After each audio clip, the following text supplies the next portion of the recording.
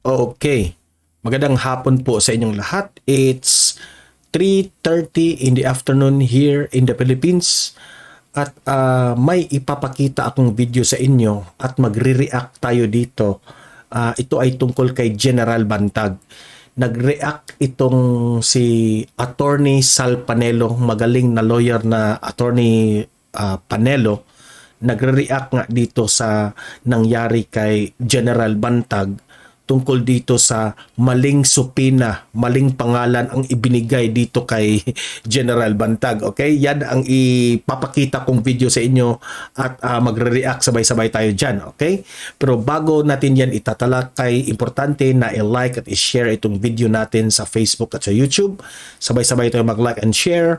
1, 2, 3, go! Thank you very much. And also guys, itong Donmar TV, please consider na i-subscribe at i-follow ito sa ating YouTube at Facebook. Sabay-sabay tayong mag-follow and subscribe. 1, 2, 3, go! Okay, thank you very much. And maraming salamat Benji Chanas. Sir Benji, maraming salamat sa 100 star sir. Welcome to Donmar TV. At itong Caveman Coffee, ito yung recommended ng Donmar TV na coffee, masarap, mabago. 20%, 22% off na ito. Hanapin nyo lang yan sa Shopee, okay? At itong ating very colorful t-shirt guys, bili na kayo. Donmar TV, PBM Sara, victory t-shirt natin. Hanapin nyo lang sa Shopee yan. Ayan. Bili na kayo bilang suporta nyo sa akin, okay? Sa Shopee, available na yan. Okay, so i-play natin itong video na nagko-komentaryo itong si Attorney Sal Panelo. Marami tayong matutunan dito kay Attorney Sal Panelo sa kanyang opinion tungkol dito sa maling supinang ibinigay dito kay General Bantag. Okay, so without further ado, play natin itong video. There was may mistake dito sa subpoena niya dahil mali daw yung middle name. I think the subpoena for Bantag sent to a different person. Sabi ng abogado niya, may mali daw sa subpoena niya. Ayon sa kanyang abogado na si Attorney Rocky Balisong. What can you say about this, Attorney Sal? Yung subpoena, nakalagay doon For a different General person. Bantag Soriano. Ikitalig yun eh. So, ibig sabihin, ang sinupina nila, ibang tao. Kaya talagang dapat hindi ka mag-a-appear doon. Pero mas... Tama nga naman si General Bantag. Hindi talaga siya ang nag-appear doon sa preliminary investigation. Baka hindi siya kanya yun. Maganda yung pinupunto ng anak kong abogado si Paolo. Sabi niya, Dad, kung yung napakasimple na pangalan ay hindi magawa ng ahensya, ay lalo na sa isang malaking kaso. Correct. Ibig sabihin, it shows the inefficiency of... It really shows na walang kasalanan dito si General Bantag. No? Sa pagbigay pa nga sa supina, hindi kayo marunong magsulat ng pangalan ni General Bantag. This department. Kaya, delikado nga. Pero mo, pati kadali lang naman malaman ng pangalan. Kahit sa maliit na mistake na yan, may malaking impact yun. Malaki yun. Kasi ako, nung malaman ko yun, ginugil ko pangalan. Malaking impact yan. Sa preliminary investigation na yan, sigurong mananalo na yan si General Bantag. Sa supina pa lang, mali na. No?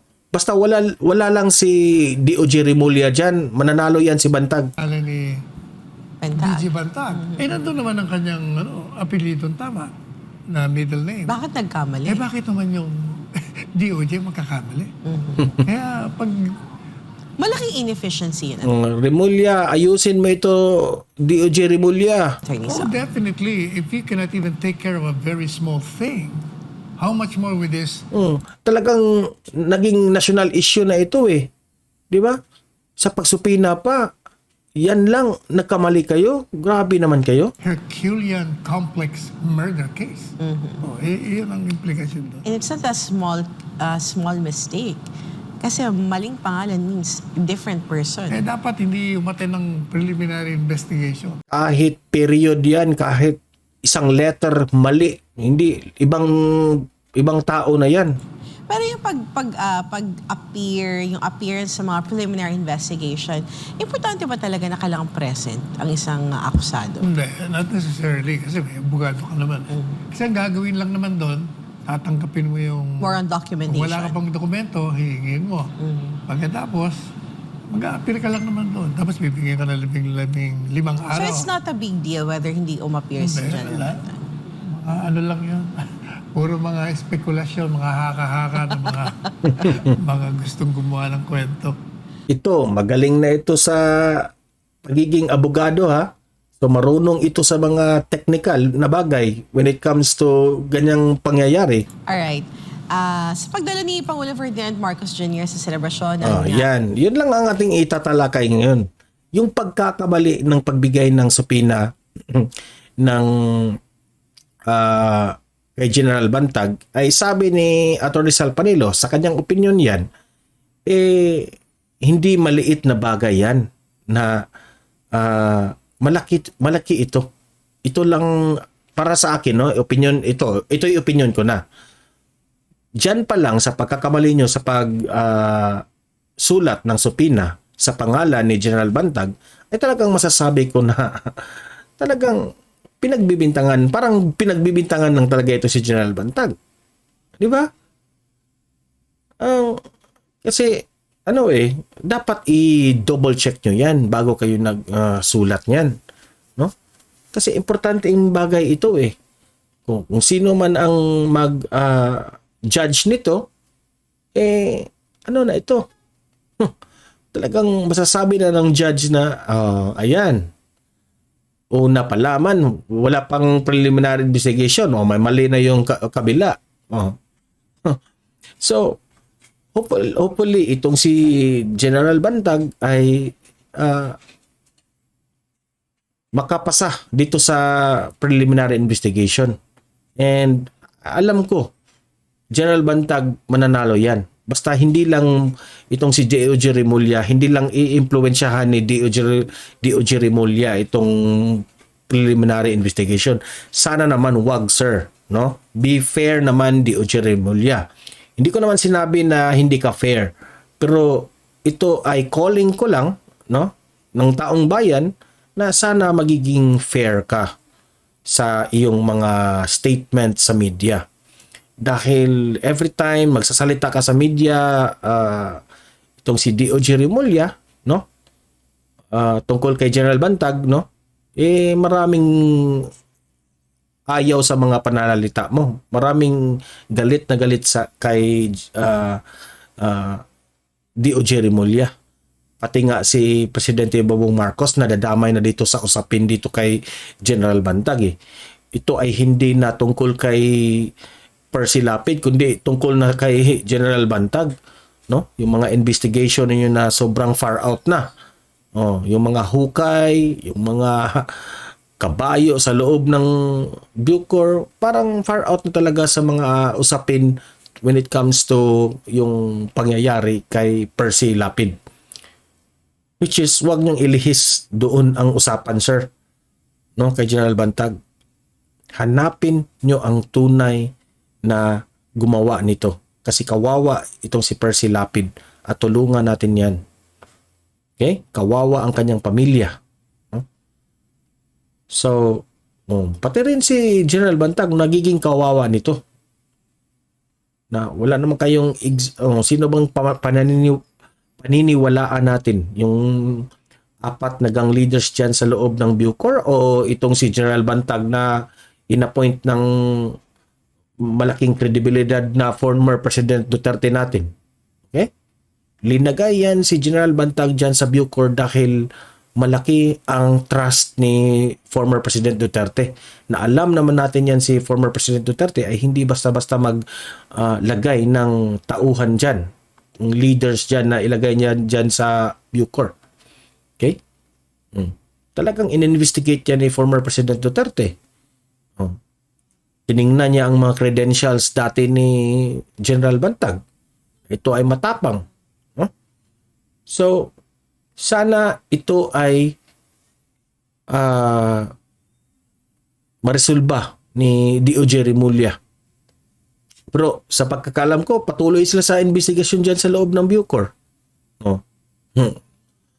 May nahukay na naman silang mga ay, yung mga hukay, pati yung mga may nahukay silang mga bangkay doon sa loob ng Bucor. Oh, ganun.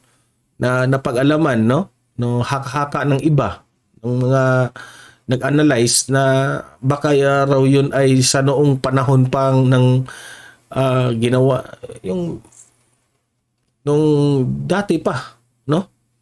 Kasi ano raw yung lugar na yan eh. Marami raw nangyari doon sa panahon ng may giyera. Diba? So, kayo mga audience ko dito, naniniwala ba kayo sa mga sinasabi ni D.O.J. Remulla tungkol kay General Bantag? Oh. Anong masasabi niyo sa maling supinang na ibinigay na ni General Bantag? Oh. Mali pa yung pangalan, yung middle initial. Nagkabaliktad pa. Anong masasabi niyo sa pamumuno ni D.O.J. Remulla? Diyan pa lang sa supina, palpak na. It really shows na yung leadership mo, D.O.J. Remulla, medyo sablay, palpak. Sino ang masisira? Yung Presidente Bongbong Marcos natin masisira dito dahil sa ginagawa ninyo. Itong mga tao na ito na nakapalibot kay Presidente Bongbong Marcos, ito ang sisira kay Presidente Bongbong Marcos. Na alam naman natin na itong taong bayan rin ay maniniwala rin nung hindi nakasubaybay dito. Kayong mga taong bayan na nanonood dito sa aking vlog, sa aking channel, sa aking page, huwag kayong maniniwala sa mga sinasabi ng ibang mga vloggers dyan na itong si Presidente Bongbong Marcos ay may kagagawan dito sa nangyari kay General Bantag. Huwag kayong maniwala dyan. Itong nakapalibot na mga tauhan ni Presidente Bongbong Marcos ang hindi marunong sa kanilang mga ginagawang sa kanilang posisyon. May mga kakapalpakan. Na sana naman itong si Presidente Bongbong Marcos ay, Sir, Mr. President, itong mga palpak na mga secretaries, sana naman, sir, ay mapalitan nyo na dahil ikaw ang kawawa dito in the long run, sir. So, kayong mga audience dito, libre kayong mag-comment, mag-react tungkol sa issue, tungkol dito sa maling supinang na ibinigay nila kay General Bantag. Anong masasabi ninyo tungkol dito? Okay? Anong masasabi niyo tungkol dito?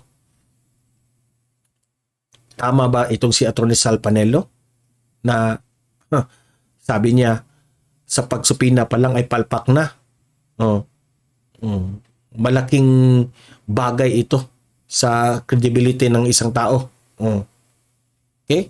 So, mag-comment, mag-react kayo, babasahin natin yung mga comment nyo.